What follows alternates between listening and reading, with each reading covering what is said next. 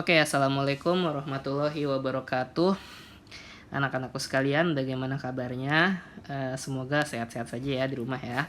Semoga kita bisa segera ketemu lagi. Kita belajarnya bisa di sekolah lagi ya. Kalau sekarang kalau bosen tahan dulu ya, karena kita masih ada pandemi virus corona ini, takutnya nanti kita ketularan di luar ya. Baik anak-anakku sekalian, kita masuk ke bab baru, yaitu bab judulnya kelarutan dan hasil kali kelarutan ya. Mungkin waktu itu Bapak pernah minta kalian untuk praktikum ya. Praktikumnya praktikum mandiri, praktikum di rumah aja. Praktikumnya juga gampang ya, cuman melarutkan gula ke dalam air sesendok demi sesendok ya. Kita lihat pas sendokan pertama kita aduk-aduk larut atau tidak. Pastinya kan masih larut ya. Nah, praktikum itu sebenarnya tujuannya itu pada sendok keberapa gula itu sudah tidak larut lagi di dalam air ya. Nah, ini Bapak bandingkan dengan data yang Bapak punya ya. Bapak sudah melakukan praktikum ini di rumah sendiri. Ternyata kalau gula yang Bapak beli ya, kan mungkin beda-beda gula, beda-beda juga ya kelarutan dalam airnya ya. Gula yang Bapak beli itu ternyata dia cuman bisa 1 gelas air itu cuman bisa melarutkan maksimal 18 sendok kayak gitu. Ketika Bapak tambahin jadi 19 sendok gitu, ketika Bapak tambahkan 1 sendok lagi, dia sudah mulai tidak larut gitu. Gula itu mulai mengendap di di bawah ya, di bawah gelas ya kayak gitu.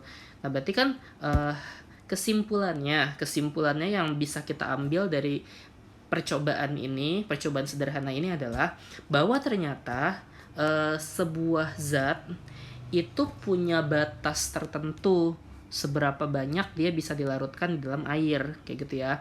Kalau gula mungkin 18 sendok yang bisa dilarutkan ke dalam air. Nanti mungkin kalau misalkan Bapak ganti zatnya jadi garam, mungkin lebih ini lagi, apa mungkin lebih besar. Oh, dia air itu bisa menampung 20 sendok atau air itu bahkan malah kurang, cuman 11 sendok udah nggak bisa larut lagi kayak gitu. Jadi kesimpulannya adalah ada batas di mana sebuah zat itu bisa dilarutkan di dalam air ya. Ini iklan dulu ya, ada sari roti. Nah, tadi Bapak punya percobaan ya. Jadi air 1 gelas yang Bapak ambil ternyata hanya bisa melarutkan 18 sendok gula kayak gitu ya. Oke, berarti kan ini batas ya. Ini adalah batas kayak gitu. Batas dimana gula yang Bapak punya itu bisa larut dalam air kayak gitu. Nah, inilah definisi kelarutan ya. Inilah yang disebut dengan kelarutan. Jadi kalau gitu kelarutan gula dalam air adalah 18 sendok per 1 gelas air kayak gitu ya. Jadi kalau gitu apa sih definisinya kelarutan itu? Kelarutan itu adalah batas di mana air gitu kan ya bisa melarutkan sebuah zat kayak gitu, atau batas di mana pelarut, kan air itu pelarut ya, bisa melarutkan zat terlarut ya, atau zat yang mau dilarutkan. Itu disebut dengan kelarutan ya. Nah, kalau Bapak kurangi jadi 15 sendok ya. Kalau Bapak kurangi jadi 15 sendok, apakah dia masih bisa larut?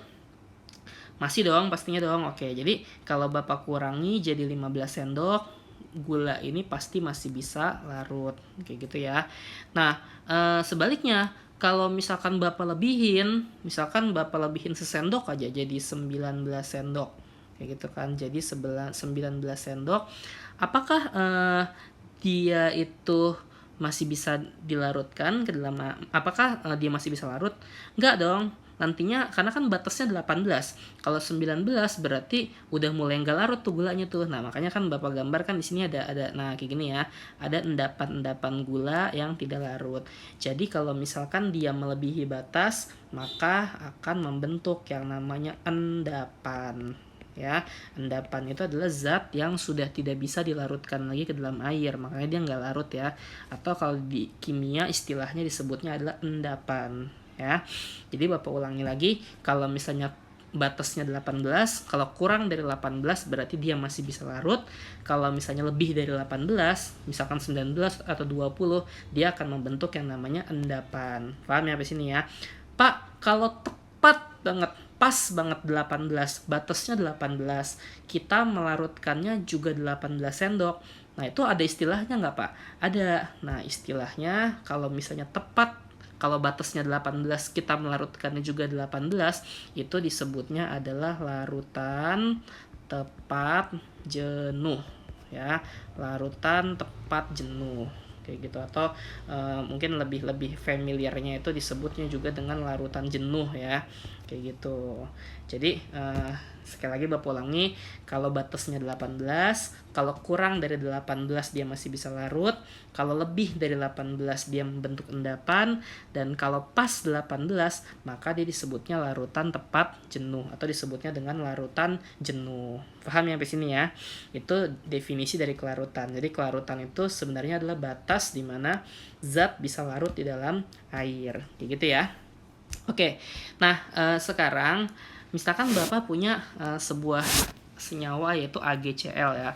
AgCl itu kan kalau kita ionkan dia menjadi Ag+ dan Cl- ya. Kalau misalkan kita sudah belajar yang namanya kesetimbangan kimia kan, Kc. Kc itu ada yang masih ingat nggak? Kc itu adalah pasti udah pada lupa ya, kebanyakan liburan. Kc itu adalah konsentrasi yang di sebelah kanan dibagi konsentrasi yang sebelah kiri, pangkat koefisien. Konsentrasi yang sebelah kanan ada siapa aja? Oke, ada Ag+ gitu kan, dan ada Cl-, dibagi konsentrasi yang sebelah kiri ada siapa? Ada si AgCl, kayak gitu ya. Oke, pangkat koefisien. Ini kan koefisiennya kan satu-satu semua nih. Ya udah berarti pangkat 1, pangkat 1, pangkat 1. Kalau misalnya di sini ada angka 2 koefisiennya berarti pangkat 2. Itu adalah harga Kc ya. Nah, kalau misalkan Bapak cuma nulisnya yang di sebelah kanan doang nih, yang di sebelah kiri Bapak nggak tulis. Bapak nulisnya cuma Ag+ sama Cl- ya. Yang sebelah kirinya Bapak nggak tulis. Nah, inilah yang disebut dengan nama KSP ya, atau tetapan hasil kali kelarutan. Kayak gitu. Paham ya sampai sini ya? Gitu. Jadi kalau misalnya KSP itu sebenarnya berasal dari Kc, cuman kalau Kc kan kanan per kiri pangkat koefisien, kalau misalkan KSP cuman yang sebelah kanan aja pangkat koefisien. Kayak gitu ya. Nah, kelarutan itu Bapak kasih simbol dengan simbol S ya. Dia punya simbol adalah S. Berarti kalau misalkan di sini ya, Bapak bikin ya. Kalau AgCl ya, itu kan tadi Ag+ dan Cl-. AgCl-nya itu kelarutannya adalah S ya. Maka Ag+ karena koefisiennya 1:1 kan berarti ini juga S, ini juga S ya. Kecuali kalau misalnya Cl-nya 2, berarti 2S kayak gitu. Nah, ya udah kita masukin deh ke rumus KSP-nya. Kan tadi kan KSP-nya itu sama dengan konsentrasi Ag+ dikali konsentrasi Cl- ya. Ag+ nya konsentrasi berapa? S ya enggak? Dikali Cl-nya konsentrasi berapa?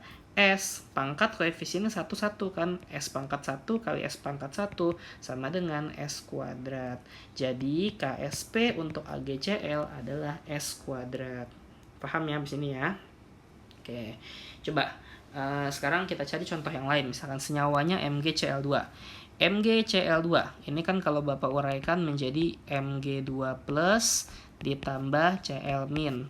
Karena ini 2 berarti 2 Cl-, kayak gitu ya. Berarti kalau MgCl itu kelarutannya S, Mg2+ berapa? S juga. Cl- 2S ya, karena kan ada koefisien 2-nya di sini ya. Oke. Nah, sekarang kita lihat KSP-nya. Ingat ya, KSP itu tadi adalah konsentrasi kanan pangkat koefisien. Berarti ada konsentrasinya si Mg2+ dikali konsentrasinya Cl-. Mg2+-nya koefisiennya 1, berarti pangkat 1. Cl-nya koefisiennya 2, berarti pangkat 2. Ya. Dah, kita masukin deh. Mg2+ konsentrasinya berapa? S, berarti S pangkat 1, ya enggak? Dikali Cl- konsentrasi berapa? 2S, berarti 2S kita pangkatin 2. Jadi S pangkat 1 dikali 2S pangkat 2. 2 pangkat 2, 4. S pangkat 2, S kuadrat. Ya enggak, matematika nih ya.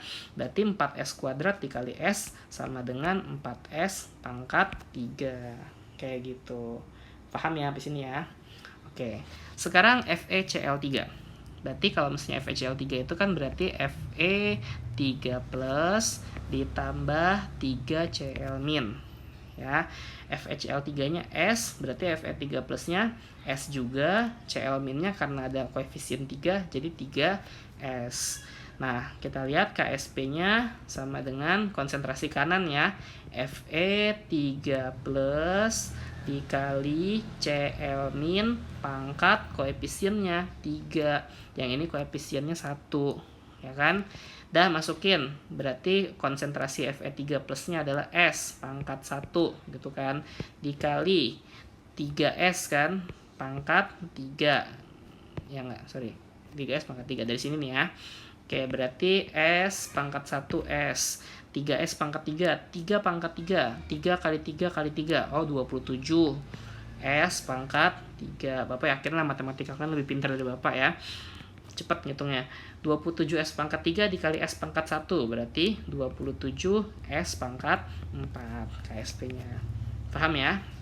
Oke, sekarang terakhir, Al2SO4 3 kali, berarti jadinya gimana tuh? Al3 plus gitu kan ya, ditambah SO4 2-. Al-nya 2 maka 2Al. SO4-nya 3 berarti 3 SO4 2-. Kayak gitu. Dah, sekarang selanjutnya adalah kalau ini S berarti ini ada koefisien 2 jadi 2S, ini ada koefisien 3 jadi 3S.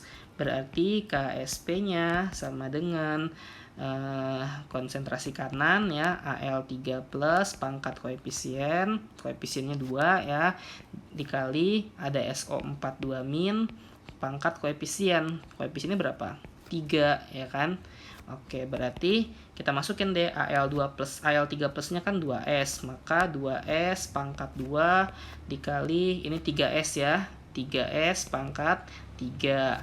Nah, 2 pangkat 2 4, S pangkat 2 S kuadrat dikali 3S pangkat 3, 3 pangkat 3 tadi 27 ya, dikali S pangkat 3.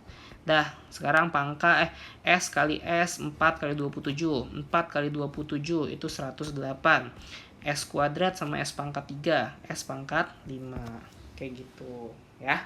Nah, ini kamu harus bisa mencari harga KSP dari masing-masing senyawa ya.